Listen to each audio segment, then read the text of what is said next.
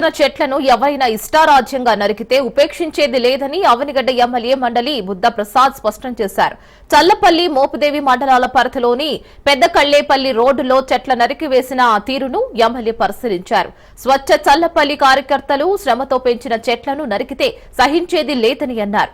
ఇష్టారాజ్యంగా చెట్లు నరికిన వారిపై చర్యలు తీసుకుంటామని అన్నారు. చెట్లు నరికింది ఎంతటి వారినైనా సహించకుండా వాల్తా చట్టం అమలు చేయాలని ఎమ్మెల్యే స్పష్టం చేశారు.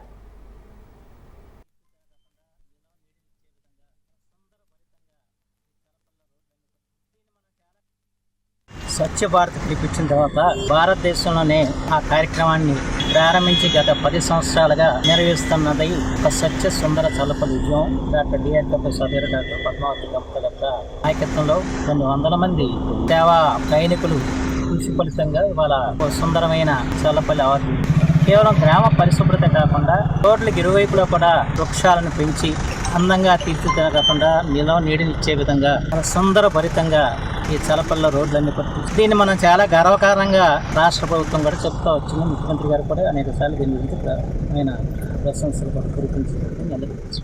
అయితే దురదృష్టవశాత్తు వారు ఎంతో ఒక మొక్క నాటుతాం అంటే అది తేలికని పనికాదు.